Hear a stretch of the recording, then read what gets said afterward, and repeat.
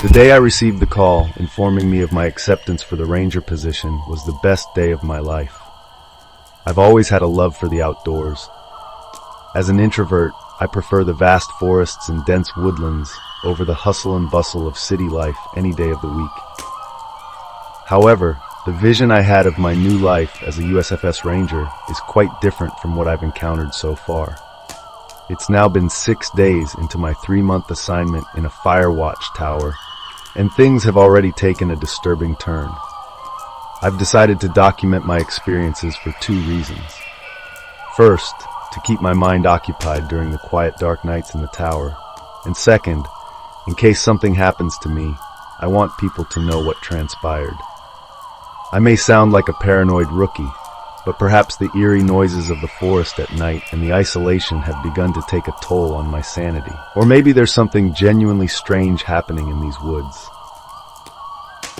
I've heard unsettling things during my brief time here, but since settling in the tower, I've encountered something that has made everything I've experienced even more unsettling.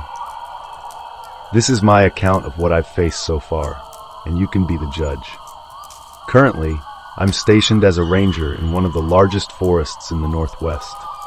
We're talking miles of dense woodland managed by the Forestry Service and a handful of ranger district offices, including the one where I'm based. My main duties involve working the trails to assist hikers and campers, and I've participated in a search and rescue operation. For now, I'm assigned to this watchtower for 3 months, while the FS finds a more permanent ranger. As for me, my name is David, and I'm 28 years old. When I arrived in the town with the ranger's office, I checked into a modest motel that fit the town's rustic aesthetic. It was a cold, late autumn morning, below 2 degrees Celsius, and a misty fog enveloped the quiet streets. My induction was set for 9 a.m. the following morning at the office, giving me the weekend to familiarize myself with the area. On Monday at 6 a.m., I'd be picked up in a minibus and taken to a 1-week retreat at a national park for basic ranger training. I handed my driver's license and $100 to the elderly man at the motel front desk. He asked, in what felt like a forced but friendly tone, what had brought me to the area. I replied that I was there for work, having been accepted for a job and scheduled for a meeting at the local national park's head office before heading to the retreat for basic training. I only needed the room for a couple of days, but the man's face dropped slightly before he said something that unsettled me. "Another one, huh?" I looked up sharply, confused, and asked what he meant. "It seems like every 3 months I get some trippy young man, like yourself, coming in here saying he needs a room because he's going to work in those woods," he replied, an insinuating look on his face as he placed my money in the till and handed me my room key. I figured the local Forestry Service was just heavily recruiting for the upcoming season. I thanked him for the key and asked for the Wi-Fi code, but his lack of a response and simple shrug made it clear I was far from Long Island. I entered my room, set my suitcase on the bed, and decided to drive into town for some much-needed food. As I drove through the small, unincorporated town, I looked for a cafe or restaurant. On one side of the road were local businesses, mostly camping supply and bait shops, with the occasional grocery store. I pulled over to buy new hiking boots. Mine had seen better days, and I wanted to make a good impression for my induction tomorrow. After parking, I hopped out and climbed the front steps of the store. I noticed a small bulletin board on the porch with handyman cards, homeowners advertising rooms for rent, and so on. What caught my eye were 3 missing person posters. I stepped back and examined them. 3 late teens, 2 guys and a girl reported missing for the last 5 weeks after they were last seen heading into the woods for a weekend camping trip. A bear attack, I thought. Yeah, that's it. I entered the camping store and found a sturdy pair of black hiking boots. At the counter was a large middle-aged man in denim overalls and a red and white baseball cap, munching on potato chips while watching a sports game on a handheld TV. Crumbs were collecting in his unkempt beard. I had to clear my throat a few times to get his attention, and even then he kept one eye on the game as he rang up my boots. "So, Have they found those kids yet? I asked. Nah, nor any of the others, he replied, still focused on the game. Sorry, the others? I probed. People go missing all the time in these woods. It ain't nothing new. A lot of forest out there, after all, he said dismissively. What, and they're never found alive or not found at all? I asked, feeling uneasy. The ones they find usually explain where they went: bear attack, mountain lion, exposure. But if they don't find them within a week, they won't find them at all. Lots of folks around here say it's a copycat killer, but I don't listen to any of that, he replied, bagging my boots. A copycat killer? I asked, confused. He scoffed. You ain't from around these parts, are you, kid? He said with a smile, as if my whole background was known to him. I shook my head, dumbfounded. He chuckled, got up, and walked to the other side of the counter. 1963 was the year. George Munson was the name, he exclaimed, picking up a picture frame from the wall. Inside was a newspaper clipping. He slid it across the counter, and I examined it. The headline read, Monster Munson sentenced to death, with a caption explaining he had been found guilty of killing 5 children. Yep, George was the local oddball, or so my daddy told me, he said as I looked at the mugshot of a man in his early 20s. He seemed to have aged physically, but had mentally stopped at around 10, special needs and all that. His mama would take him into the woods for hikes. One day, she ran back into town, saying Georgie had been taken by someone in the woods. So what happened? I asked, curious about how this story led to the article. Well, the townspeople and the rangers searched those woods for 5 weeks, and not a trace of him. He leaned in closer. Then all of a sudden, boom! The kid just walks out of the forest like nothing happened, he informed me, incredulously. You're kidding. Straight up, Georgie's mama was thrilled to have her little boy back. Well, I say little boy, the kid was about 6'5", a big son of a gun. But what about the murders? I snapped, impatiently interrupting. Oh, well, according to my daddy, young Georgie was pretty withdrawn after he came home. He didn't speak or eat.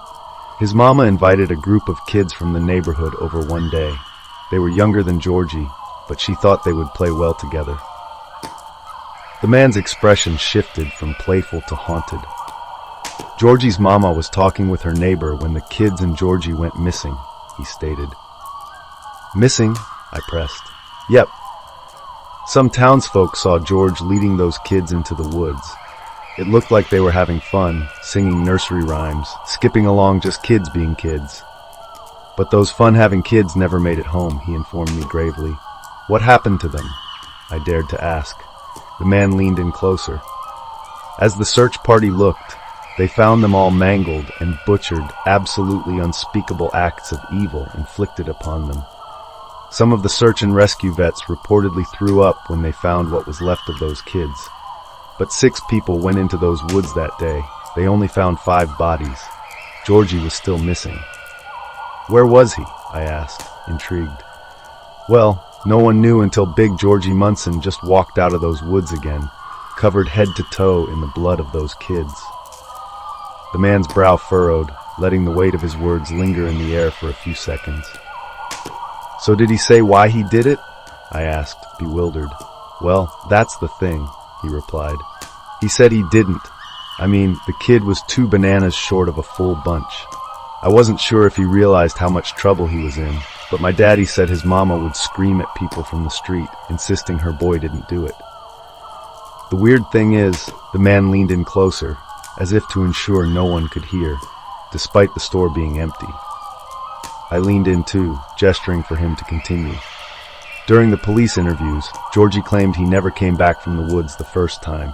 The man revealed, slapping his hand on the counter for emphasis. Weird, huh?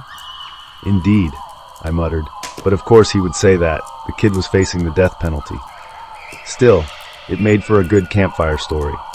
Enjoy your camping, the man suggested with a friendly smile. I chuckled. Actually, I'll be working as a ranger in the forest, I replied. At that, the man's expression dropped, and he awkwardly cleared his throat, wishing me a good day. We didn't make eye contact again after that, and he returned to his sports game as I left the store.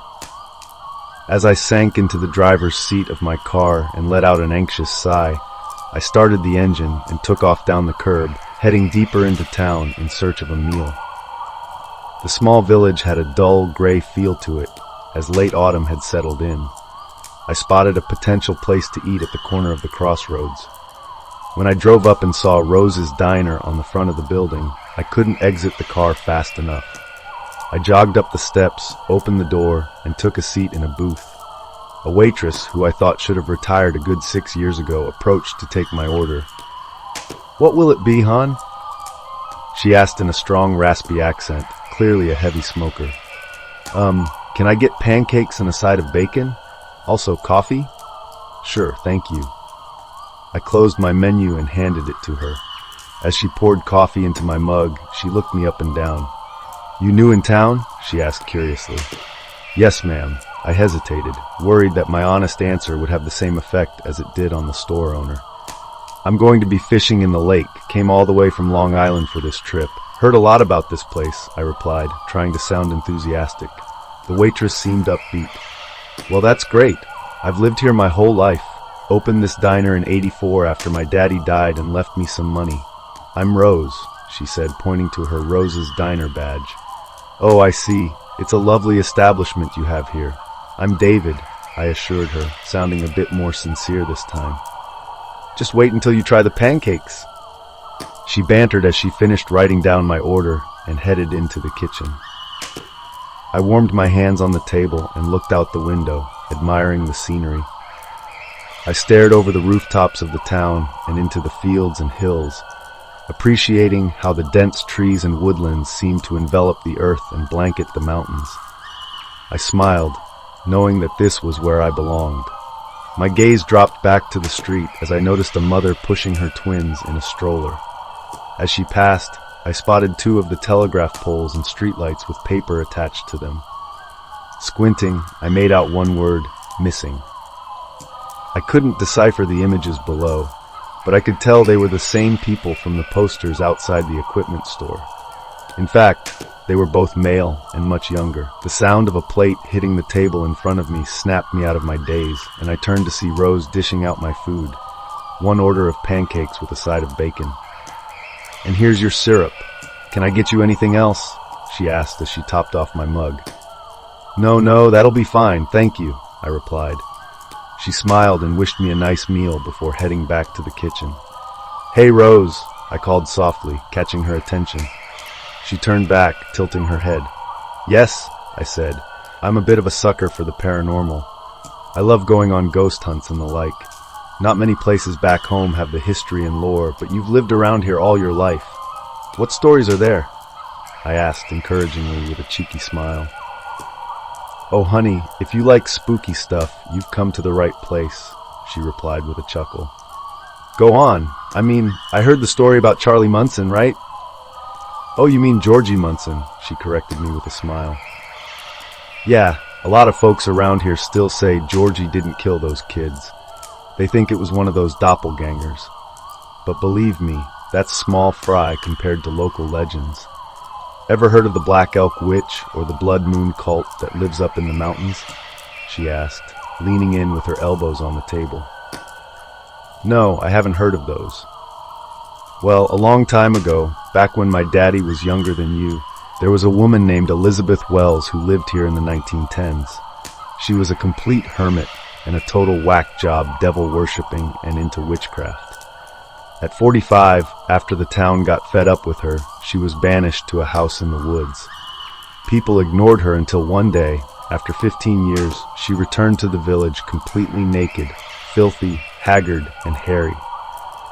People were shocked and disgusted. She stood on the church steps and cast a curse over the town, and once again, she was chased back into the forest and mountains like an animal.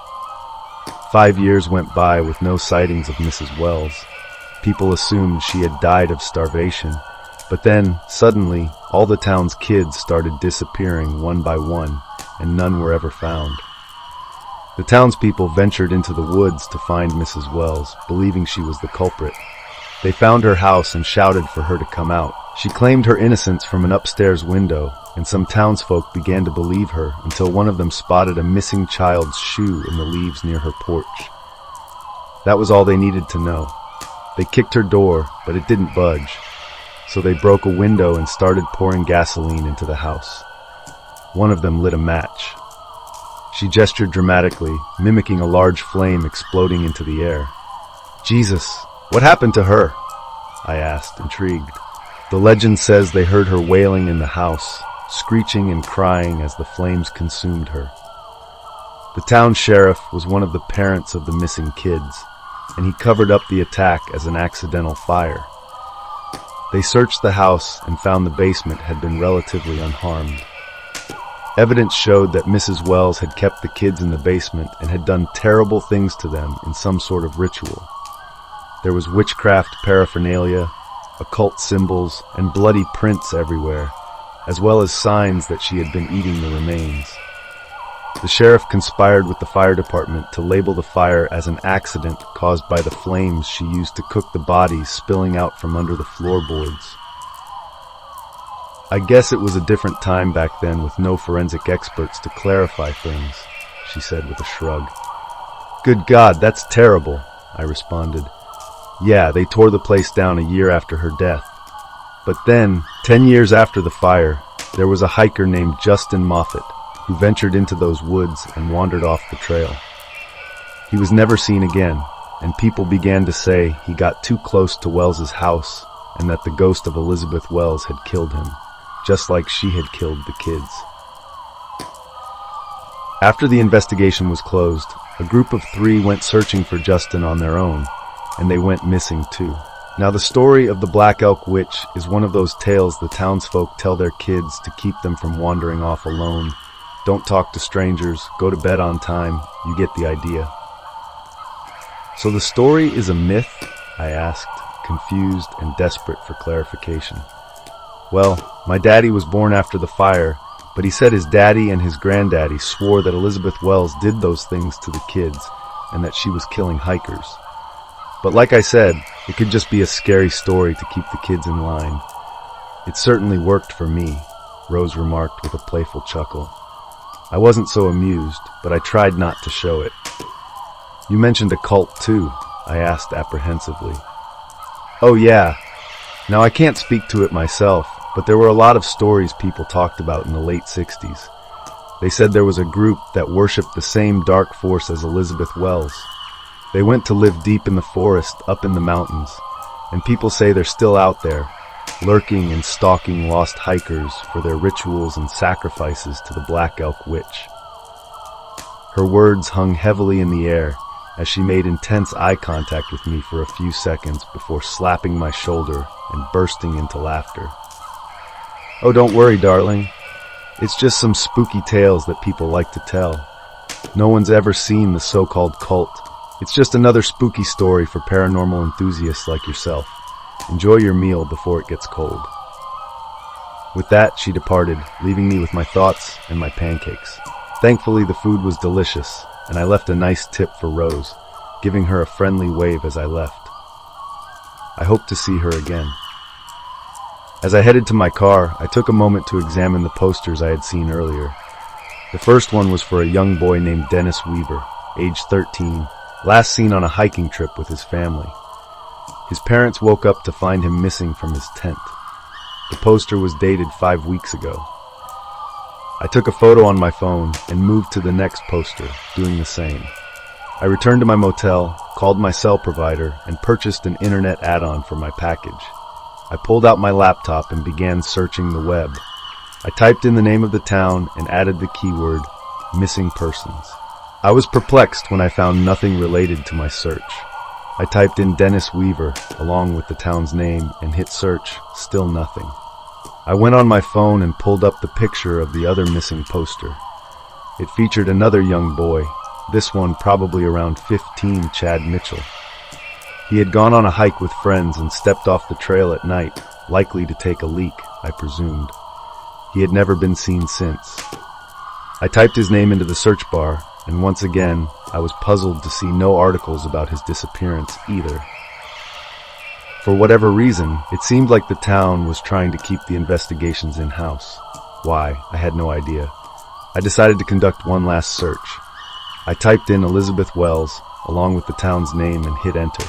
The top article caught my eye. It was an urban legend wiki, but the title read, "The Black Elk Witch." I clicked on it.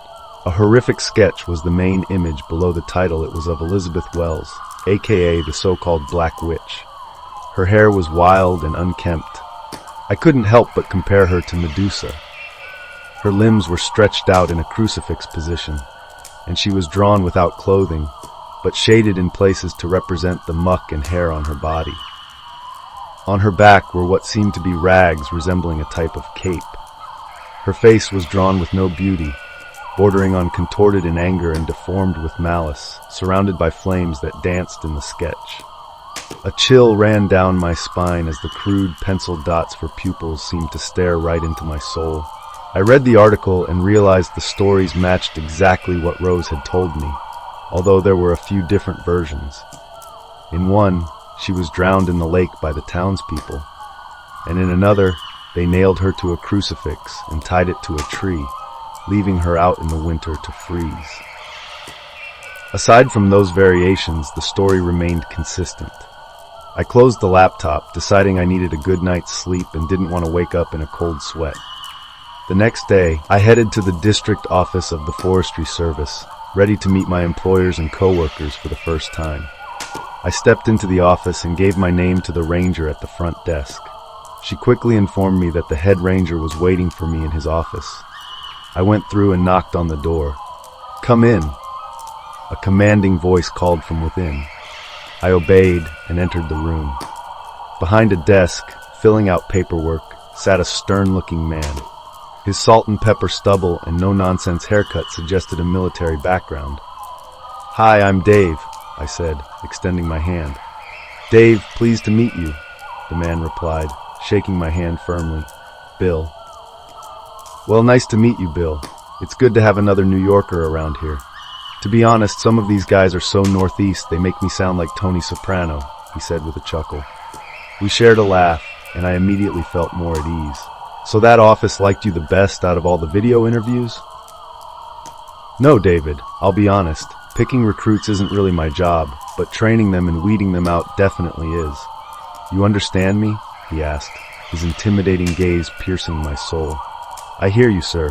"Loud and clear," I assured him, trying to stay composed. A brief silence hung in the air as he continued to assess my demeanor. "Hey, you seem like a good kid, David. Just follow your training and do as I tell you, and you'll make a good addition to the team," he said, rummaging through his desk drawer. He pulled out a stack of papers. "Here's your starter pack and contract, plus information on the training retreat you're heading to on Monday. Sign where the X's are," he instructed, sliding the papers across and handing me a pen. I filled out the paperwork while Bill watched. "Hey, can I ask you a question?" I ventured cautiously. "Shoot." "Do you get many missing persons around here?" Bill scoffed. "It's the woods, kid.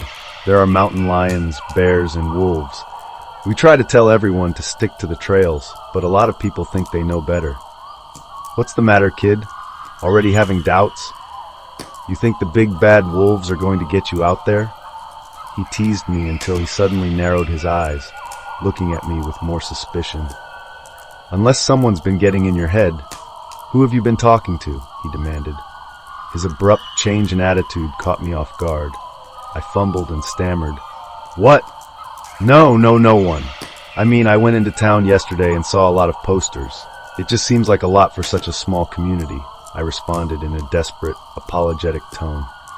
Bill seemed to relax. "Well, you know how small-town folks are. They always think they know the woods better than us. The sheriff's department is made up of just 2 on-call guys. They don't understand what it's like to follow authority and order. They do what they want and ignore our advice. Then when things go south and they get eaten by Yogi and his pals, people start making up boogeyman stories. But it's just the woods, kid. It's a dangerous place. That's why the government set up the DS. Yet people still think they know better, and they always do. So yes, to answer your question, we do get a lot of missing persons. Don't worry though, part of your basic training will cover search and rescue techniques." "Well, great! I can't wait!" I exclaimed, feeling a bit reassured by Bill's explanation. So young and full of optimism.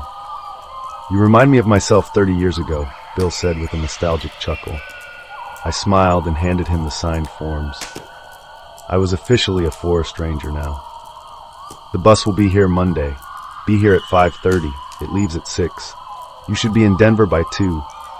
Training starts Tuesday morning, and you'll be back here Friday night. By then, we should have your accommodations arranged so you can pick up the keys when you return. It's been a pleasure, David. I look forward to working with you, Bill exclaimed, offering me a firm handshake. I left the office and headed to Rose's for another batch of her delicious pancakes. The bus pulled up at Rocky Mountain National Park on time, with only a few minutes delay. We exited the bus and made our way to the visitor center. The rangers I traveled with were all fairly new, no more than a year into their positions. They had received basic training on site, but we were all set to take this advanced course, which would teach us search and rescue techniques, along with fire watching and climbing training. I had gotten to know them on the bus ride, swapping stories about our lives up to that point.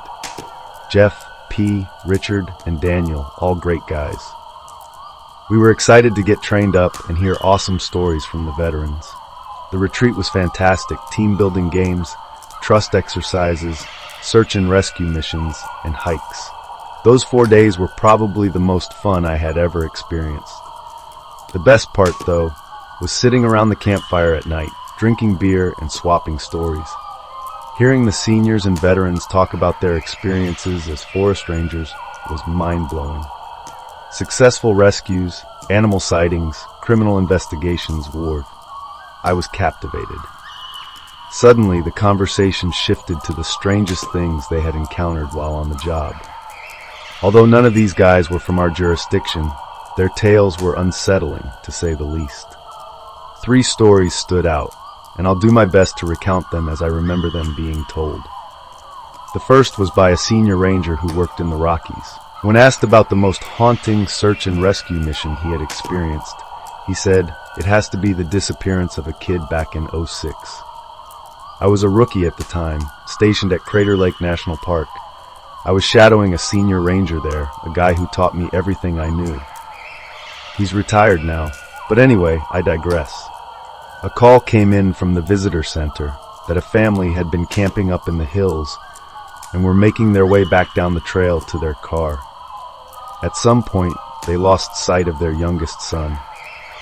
They assumed he had just stopped to tie his shoes or stepped off the trail to take a leak, but they couldn't find him anywhere. The dad was trying to keep a cool head while the mother was totally losing it. But when we arrived, I could tell they were both frantic. The dad just hid it a little better. We did a preliminary search of the nearby area and found nothing, no signs, no tracks. Even the dogs didn't pick up his scent.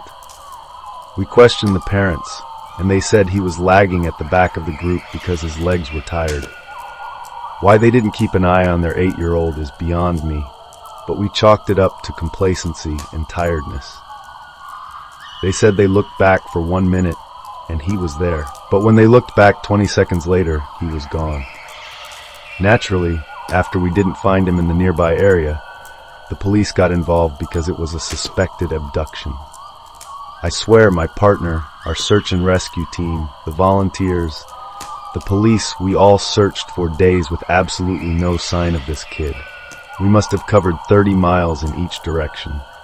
After 10 days, we called the search off, much to the dismay of his parents, but there was honestly nothing more we could do.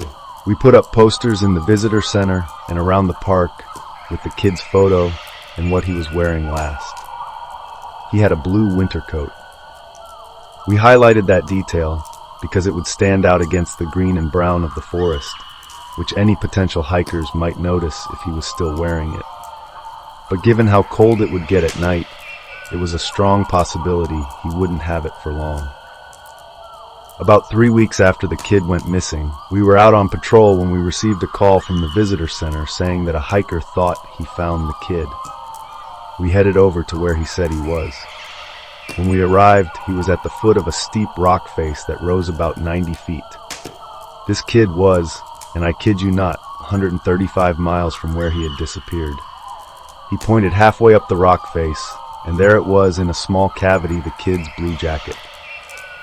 Now, there's absolutely no way this could have gotten up there by itself. It was hard enough for me to climb up and retrieve it, and I had training and equipment. When I finally reached the cavity, I swear I nearly fainted and fell to my own death. This cavity was no more than 10 inches deep and 3 inches wide. The jacket was just stuffed in there, and as I pulled it out, a strong smell wafted from the hole like rust mixed with a coppery odor. I thought it might be something related to the rocks and air pressure, but I quickly discovered what it was when I pulled that jacket out. It was the kid. I had never seen anything like it. There was no blood or torn flesh around the cavity's opening, but the way he had been crammed in there was horrifying. The look in his eye, as if it had been squeezed like a stress ball, made my blood run cold. The police had to bring in specialists to chisel the rock out so they could retrieve his body for an autopsy. My partner at the time was friends with one of the detectives, and he told me that when they got the kid out, he was in terrible condition. His insides had exploded out of him from both ends, and every bone in his body was broken, yet there were no superficial injuries. They said his blood vessels had burst, and 2 whole pints of blood had leaked from his mouth, nose, and ears. That's what the copper smell was. As terrifying as all of this is, the kid had been missing for 3 weeks, but when they examined him, they found he had only been dead for a matter of hours. They also discovered berries in what was left of his stomach, and he wasn't dehydrated or malnourished. The cause of death was recorded as exposure. Can you believe that? My partner asked his detective friend about it the next time they were drinking, and he told him they had been told not to ask questions. I don't know what's going on, but I can't find anything about it online. In fact, the missing persons website still has him listed as missing. Someone wants to cover it up, but why? I guess they don't want to scare off visitors. But something took that boy, kept him clean, healthy, fed, and watered for 21 days, and then just stuffed him in a hole that was impossible for any human or natural force to reach. The force was such that his insides burst out of his mouth, yet there wasn't a scratch on him. But yeah, exposure, right? That's the one that keeps me awake at night. Most of the newbies sat there with their mouths open. I noticed that the more senior rangers didn't look as shocked. They had expressions of somber shame, as if they had heard it all before. A ranger across from him slapped his knee. I think I heard about that one. It made the rounds a while back at another training retreat. But here's one you haven't heard, trust me. We all learned with anticipation, and the ranger asked us to swear that we would keep this to ourselves before he began his story. We agreed, but he made it clear he couldn't reveal where he worked because he had no idea how bad it could get for him if people found out he talked. We swore to him we wouldn't tell anyone, but even then, he wasn't comfortable sharing any details about himself. Now, I don't know if this is for real, but this is how I remember him telling it. So I'm about a year in, heading back up this trail in the morning to check on a couple who were camping there. I get about 100 yards from their camp, and the guy is in the middle of the trail, waving me down in a panic. I pull the ATV over and ask him what's wrong. He says, "Dude, you're not going to believe what we found. Come look." So I follow him back to his tent, and I can hear crying. He pulls back the flap, and there's his wife sitting there holding a baby. Now, these guys didn't have a baby with them yesterday, and I left them just the day before, so I'm baffled and ask if she was pregnant. They tell me it isn't theirs. They say they woke up because they heard crying in the middle of the night, so they got up to investigate. It was coming from the tree line, so they went about 20 feet in and found this baby just lying there at the foot of a tree. They tried to call the visitor center, but their cell phones were dead, so they were just waiting for me to come back. I thought, I can't take this baby down a 5-mile trail on my ATV, so I tried to radio back to the visitor center, but I couldn't reach them either. I figured it was due to the nearby mountains and heavy tree cover. I told them to keep the baby warm and safe, and I'd be back with CPS and the police. I raced back to base and called CPS from the visitor center, telling them to send someone and that I would meet them to help take care of the baby. They started asking questions, which I hadn't considered at the time. When she asked if the baby was hurt, injured, or in need of urgent medical attention, I realized that finding a baby alone in the woods was a bit of a mystery. To say the baby was completely unharmed was an understatement. There wasn't a single scratch on it. The more I thought about it, the stranger it seemed. It wasn't even dirty. It was bizarre, but I just told her the kid was found in the woods and that they needed to get there ASAP. They told me it would be an hour before someone could get to me, so one of the other rangers said he would wait for them and urged me to go back up with some blankets and supplies. I pointed to their camp on the map and headed back up. When I arrived, I parked the ATV and started walking toward the tent. I expected to hear the baby crying again, but I didn't. I assumed they had finally gotten it to settle down. However, as I got closer, I couldn't hear the couple talking or anything. When I pulled back the tent flap, I nearly screamed. The couple was just lying there, totally butchered. I mean, they were torn apart, everything missing, but there was no sign of the baby either. That was what I feared the most. Some black bear or mountain lion had savaged that poor, innocent child. I jumped on my ATV and sped back down the trail until I got a signal. I radioed the visitor center, freaking out and yelling at them to get animal control, fish and game, or something. Even the FBI agent on the line told me to calm down and that the authorities were already on their way. They suggested I wait at the scene to ensure no one came back and destroyed the evidence. I went back, but stood at the edge of the camp, refusing to go near that tent by myself. About 30 minutes later, my colleagues arrived with the authorities. I ran over to guide them to the tent, but I didn't see any CPS vehicle, no animal control truck, and no police car. Instead, a black Range Rover pulled up behind my ATV, and two men in suits got out. They headed over to the tent, put on gloves, and pulled back the flap. They didn't flinch or say anything. They just looked at each other and nodded. I didn't notice it at the time, but I saw bloody footprints leading out of the tent. The two men turned to me and said, "That's fine, we'll take it from here. We need you to go back down to base and close off the trail." I was confused because the infant was obviously still alive and had wandered off somewhere. I asked, "Are you going to call CPS? Are they coming?" They just looked at me. Even through their shades, I could feel their glare. They were silent for a few seconds before telling me they were on their way in a robotic tone. So I did what they asked and left the site, heading down the trail and telling everyone they had to turn back or leave because the trail wasn't safe and needed to be shut down. I was at the visitor center when more of those black SUVs showed up and headed up the trail. That trail was closed for about a week before we had an unexplained forest fire. That's what the higher-ups called it. It totally scorched the area for a 5-mile radius. Oh, and this was in the middle of October. It has never sat right with me. The thing is, I always assumed that the couple was murdered and the baby kidnapped. So those suits who showed up must have been the FBI. I mean, they definitely looked the part. But I was a rookie back then. Since then, in my 10 years at that park, I've dealt with the FBI a couple of times. Usually when bodies were dumped by killers or when a fugitive was hiding out in the park. Let me tell you, those suits weren't FBI. Every Fed I've met loves to tell you they're with the FBI, but those guys didn't even give me their names, let alone where they were from. The questions surrounding that case have given me many sleepless nights. Anytime I asked for an update, I was either told not to ask and to focus on my job, or I got some BS story about how a bear had attacked the man, woman, and baby, but just took the infant away for its young. Even if that ridiculous story were true, it still doesn't explain how the baby ended up in the woods in the first place, nor who those men in suits were. All of us rookies sat there wide-eyed, rubbing our knees as we exhaled in anxiety. The story made the hairs on our necks stand up.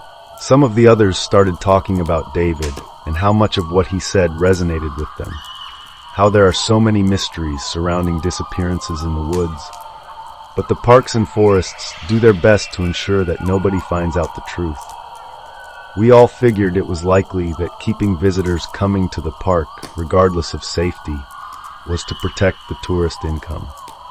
The woods are never 100% safe anyway, but with good training and knowledge, and by sticking to marked trails, your chances of getting back home are pretty good. However, considering some of the things these guys have witnessed, people might think twice about camping. We all love what we do and don't want to risk our jobs, but you can tell these gatherings are a good opportunity to enjoy some cold beers around the fire and share our experiences. Now, the third story was the most disturbing.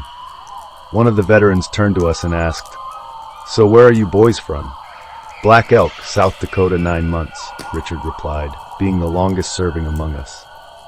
Pete, Jeff, Daniel, and the rest of us chimed in with our time spent at the park, and I finished by saying I started on Monday with a chuckle. Some rangers laughed, joking that they'd probably scare me away before I even began. I laughed along, not wanting to admit how true that was. The ranger who asked the question widened his eyes and looked a bit uneasy. "Black Elk? Well, dang, I used to camp there all the time back in the early 2000s, but I haven't been back in years, and I don't ever want to again." We newbies exchanged concerned glances and asked a question we wished we hadn't. Why? The ranger began to tell his story. "Well, it was 1999. I was hiking up the hills with my wife. We made it a tradition to hike there every year as a sort of pre-anniversary ritual.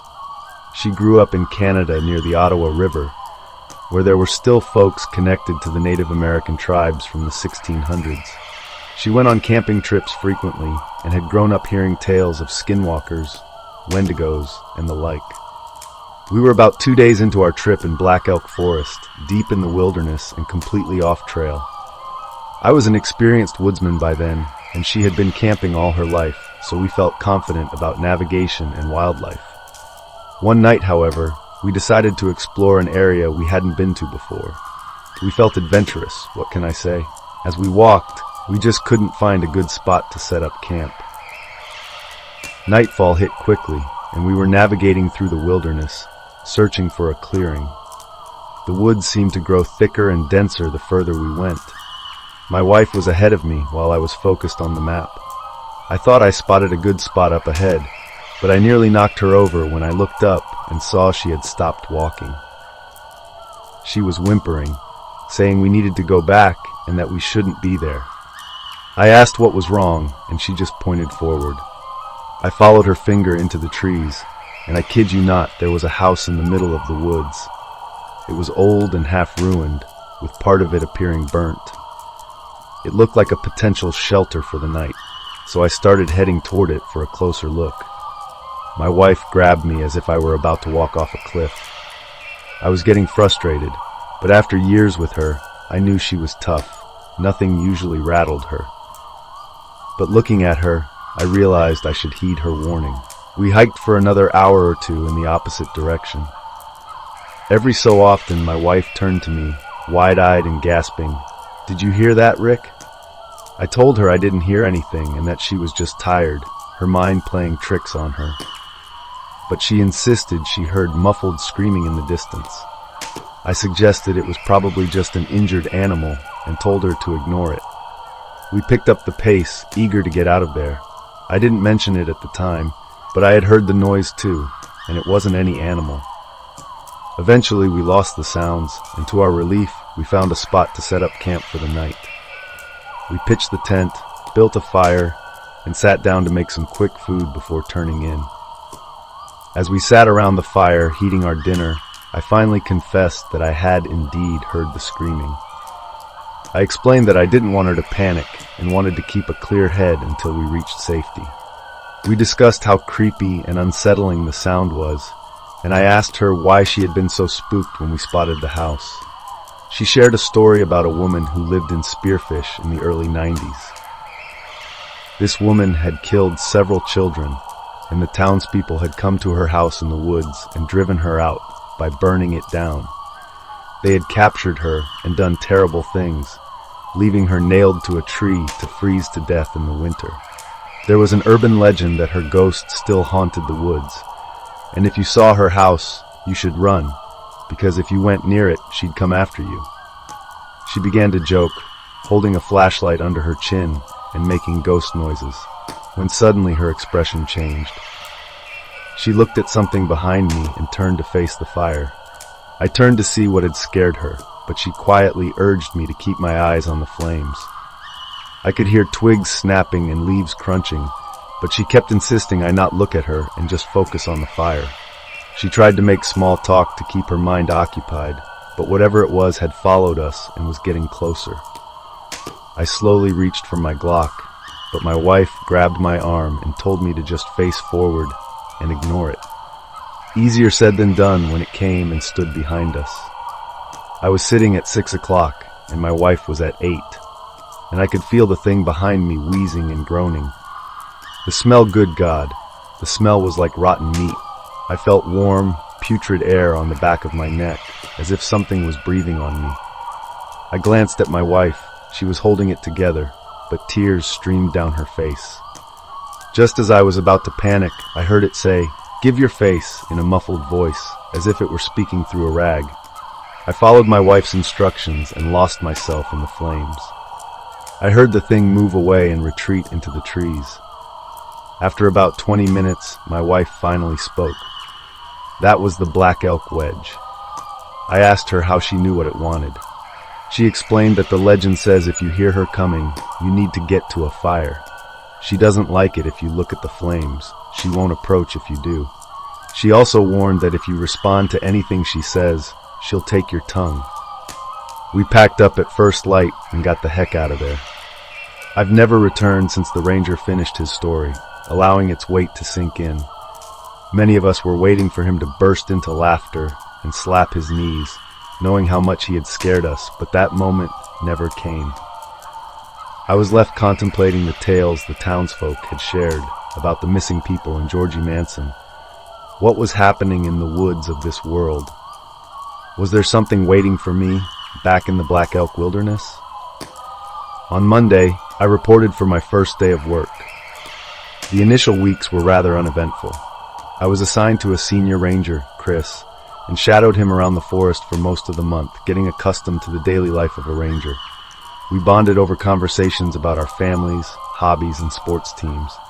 Then one day, Chris received a call on the radio from the VC. I watched as he spoke into the mic. "Chris here, over." "Mayday, Chris. We've had a call from a family at Horse Thief Lake Trailhead. They say their 2 children have wandered off in the night and can't find them. Can you help?" the voice asked. "Okay, me and David will head up to do a preliminary search of the area. Hopefully they haven't gone too far, but we'll get the search and rescue team on standby," Chris replied, his tone serious. He sighed deeply. "Let's go, Dave." We hopped on our ATVs and headed to the site.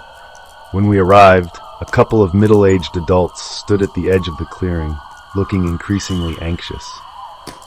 Before we could even park, they were yelling incoherently. The woman was begging, practically on her knees, pleading for our help, while the man was more irate, questioning where the large-scale search party was. Chris led the frantic mother back toward the camp to show her where the kids had gone missing, while I tried to calm the upset father. I explained that we needed time to assemble a team and volunteers, reassuring him that many missing persons are found within the first 30 minutes. Often, they just wander off to take a leak or go for a morning walk and get turned around. This didn't settle him, understandably, given the circumstances. He insisted his children had been taken. I tried to reassure him that was unlikely, as there were no other people in this part of the woods, but he remained unconvinced. We rejoined the others and began asking the parents about their kids. Jenny is 7 and Matthew is 10. They're both wearing red winter coats and black boots. Jenny has shoulder-length blonde hair, and Matthew has short brown hair. They were both sleeping in there, the father said, pointing at a small green tent. We woke up about an hour and a half ago, and they were just gone, no sign of them. My brother and his wife are still out there looking, but we don't have enough eyes to find them. We tried calling out and searching the area, but we had no luck, so we called you. We need help," he added. The mother was beside herself, barely audible through her tears. She was crying and blaming herself, convinced that someone was watching them. I questioned the father about what she meant, just as Chris pulled out his radio to request the search and rescue team be deployed before heading into the tree line to assist the other campers. 2 days ago, we were hiking about 10 miles from here when we started hearing noises, twigs snapping, leaves crunching. We looked around, but didn't see anyone and assumed it was an animal. But that night, while we were camping, my wife and I were in our tent, as were the others. We began to hear something in the distance. It sounded like whistling. I think it had a tune to it, hard to tell. Could have been the wind, he explained, struggling to find the right words. "Okay," I said, encouraging him to continue. "Yesterday, more sounds followed us as we hiked branches breaking. Last night, we were all asleep in our tents when I had a dream. I could hear the whistling sound again, but this time it was close and all around the camp. It was like the wheels on the bus. Yeah, that's the tune." I woke up, and that's when I found my kids' tent door open, and they were both gone. His words trailed off as he hung his head and began massaging his neck. A serious look crossed his face, and with tears in his eyes, he said, "I'm starting to think that I wasn't dreaming." I sat in silence, processing what he had just shared, while the father grew increasingly agitated, slapping his own hat in frustration. "Idiot! Why didn't you go check?" he berated himself. I tried to calm him down, assuring him that we would do everything we could to find his kids. His wife approached, and they found solace in each other's embrace, collapsing into one another's arms. I watched, feeling somewhat helpless. I can't tell you how many stories I heard at the retreat about search and rescue operations where couples start screaming and blaming each other, which only makes these situations worse. I requested a photo of the 2 kids to give to the search and rescue team when they arrived. The father handed me a picture from his wallet, and I examined it while Chris returned to the clearing with the in-laws with no children in sight, to the parents. Further dismay. I focused on the family photo, noting the small details of the kids' appearances to help identify them for potential witnesses. I spotted a mole on Matthew's left cheek and made a note of it. Jenny had a unique eye color, a mix of blue and green, and I noted that as well. The search and rescue team arrived about an hour later. They quickly organized the volunteers and rangers, dividing the surrounding area on a map into search squares. The team would split into smaller groups to search each square thoroughly, radioing in once it was clear. Over the next 5 days, we searched every square, but each night passed without results. The mother's cries grew louder, and the father held her tighter as we all imagined the 2 kids lost in the woods, scared, cold, and hungry. On the 5th night, when the search teams returned to camp empty-handed once again, discussions began about calling off the search effort. The parents screamed and yelled, accusing us of giving up too soon. But there was nothing more we could do. If the kids weren't where we had searched, they were either abducted by aliens or had sprouted wings and flown out of the park. Just as the search and rescue team leader was explaining that they would continue to keep an eye out and that rangers would patrol the trails daily, the bushes began to rustle behind us. We all turned to see what it was, some even raising their firearms in case it was a large predator. But it wasn't a predator. It wasn't even an animal. It was a child named Jenny, the missing 7-year-old girl pushing her way out of the tree line and into the camp as if nothing had ever happened. She looked clean, healthy, and coherent. She didn't appear to be a girl who had spent over 120 hours in the wilderness without supplies or equipment. Her mother rushed to her, grabbing her tightly as if fearing she might never hold her again. We all gathered around to witness the heartwarming reunion, but those feelings of warmth quickly faded as I processed how wrong the entire situation felt. The parents soon realized that Jenny was alone. "Jenny, where is your brother?" the mother asked frantically. Jenny stared at her blankly, and her response has haunted me ever since. "He's playing with the funny animals." No trace of Matthew was found until that night, prompting me to write this because I don't know what lurks out there, but I feel as if it or they are taunting me, just like they did the person before me. He kept a diary, and now I am doing the same. After Jenny pointed in the direction from which she had come, the group set out to track her movements in hopes of finding Matthew. The mother stayed with Jenny while the father joined the search party, now filled with hope that Matthew was alive. To him, funny animals might mean a squirrel or a rabbit, but the implication felt much more sinister to me. I suppose people interpret things differently when they are emotionally invested. I stayed with the mother and Jenny, sitting beside them to ensure they had everything they needed: food, water, blankets, whatever I could provide. At one point, the mother mentioned needing to use the bathroom, but couldn't bring herself to leave Jenny. I assured her that I would keep a close eye on Jenny and told her I would talk with her until she returned. After some hesitation, she left me alone with the girl. I decided to take this opportunity to gather more information from her. Jenny, where did you go during the night? Your mom said she got up and couldn't find either you or your brother, I asked softly and cautiously. All the funny animals asked us to come play, she replied, as if it was the most normal thing in the world. I decided to play along. Okay, and when you say funny animals, what do you mean? The fox man. He asked us to come with him. Matthew didn't want to, so the fox man carried him, she said cheerfully. I sat there, my eyes wide, as the images in my mind clashed with her innocent recounting of the experience. Okay, and then what happened when you went with the fox man? Where did he take you? I asked, trying to maintain an enthusiastic facade while hiding my growing unease. He took us to the others, the deer man, the bear man, the wolf man, and the kitty man. My voice trembled with fear. Then what did they do with you? What made them funny? They took us to their house, and they were funny because they looked like people but had the heads of animals. They didn't wear clothes, even though it was cold outside. Oh, and they crawled around on their hands and feet, with their bellies up in the air. Funny, huh? She asked with a giggle. Yeah, funny, I said, my mind drifting as horrifying images of crab-crawling creatures with animal heads haunted me. I remained silent as the mother approached us.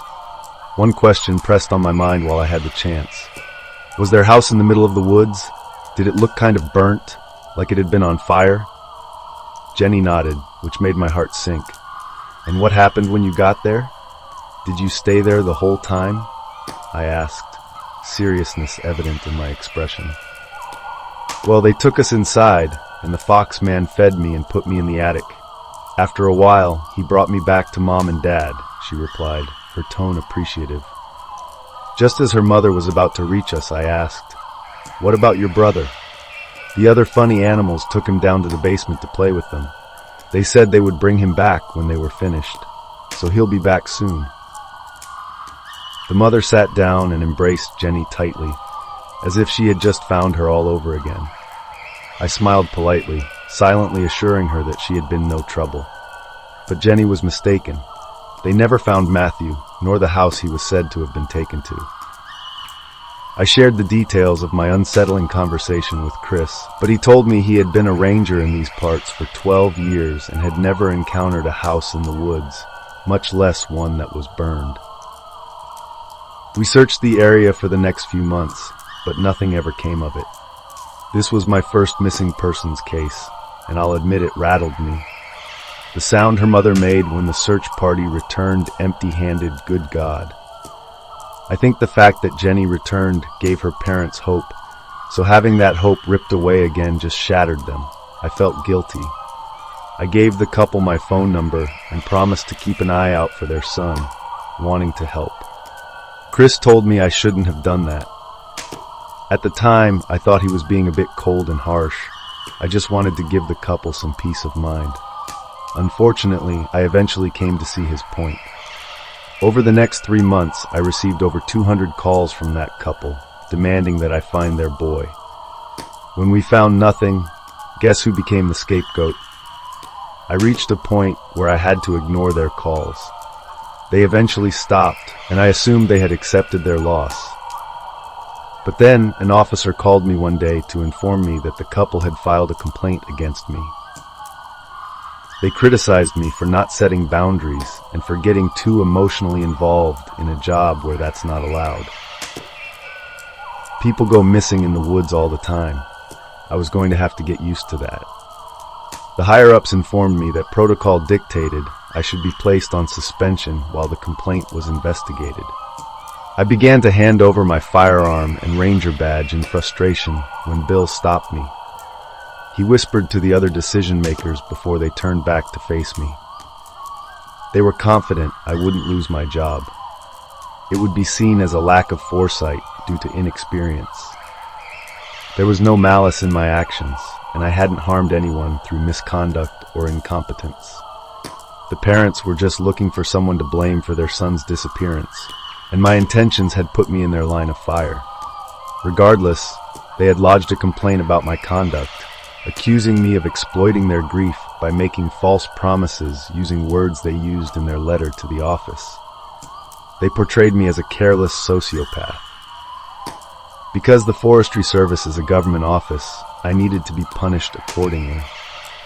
However, they informed me that I had an alternative to simply going home for 3 months while this played out.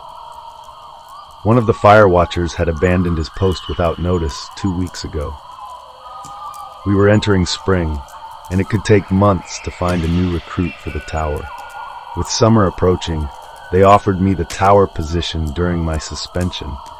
I would be out of the way in case any inspectors or the couple came around. Rather than sitting idly at home, I could learn a new skill and keep my knowledge of the woods sharp. It seemed like a win-win at the time. I have been in this tower for 3 weeks as I write this. Bill gave me a crash course when he brought me up here. I had enough food for a month, but if I needed more, I could radio in for supplies. The bathroom porter cabin was at the base of the tower. I had books, a TV, and a stack of cheesy DVDs to keep me somewhat entertained. My job was to watch for large fires throughout the day and conduct a daily patrol within a 5-mile radius, looking for reckless campfires. The tower was situated in the middle of Backwoods wilderness, about 20 miles from the Black Hills, with no trails. Any campfires around here were strictly forbidden, especially this time of year. This seemed like an easy job that suited my personality, as I wasn't exactly a social butterfly. However, after about 3 days, I started to miss human interaction. Being alone and isolated in the deep, dark woods at night could get eerie, to say the least. On the 5th night, I found something. I was lying on the bed, listening to the breeze whistle through the trees. I didn't know if it was the conversation with Jenny still lingering in my mind, but I swore the whistling began to form a tune. I told myself it was just exhaustion, and the discomfort of the bed. I had never felt so uncomfortable in my life. It was like one of the slats was deformed and digging into my back. I climbed down to the floor, grabbed the mattress, and drove my knees into the floor to lift it. I found the problem immediately. The slats were fine, and while the mattress was a little thin, the issue was that hidden beneath it, in the middle of the slats, were 2 VHS tapes and a ledger. Confused by what I was seeing, I took them out and placed them on my bedside table, allowing the mattress to settle back into place. I climbed back onto the bed and picked up the 2 VHS tapes. They looked old. Even for their time, DVDs would be ancient these days, but at least I could see what was on them. Instead, I picked up the ledger. A green leather sleeve encased a cluster of white pages, held together by a black elastic strap. I turned on my bedside lamp, peeled back the strap, and opened the first page. For anyone who reads this, please read with caution. Heed what I have written, as I have survived this long. But if you find this before I can give it to you, be careful. I wasn't able to finish it. The ominous message made me sit upright in bed, grabbing my attention immediately. I turned the page again and was greeted with a full page of writing neat and rational. I bent the book into a rainbow shape and let the 100 or so pages flip over like a flip book. I noticed 2 things. The entire book, except for the last 2 pages, was full, and the further I read, the more erratic and frantic the handwriting became. I read the last 2 words on the last page. She's here. A chill ran down my spine as I read it. I quickly flipped back to the front of the book and began reading from the first page. My name is Mark Alice. I was a fire watcher stationed in Tower 5, located in the Black Hills of the Black Elk Wilderness.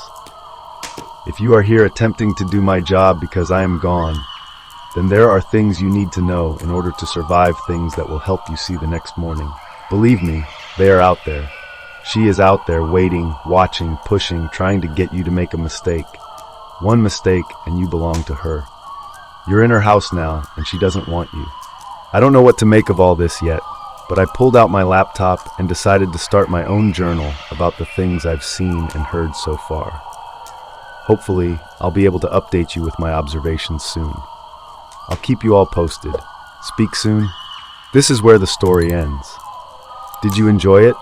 Let me know what you think in the comments below. See you in the next video.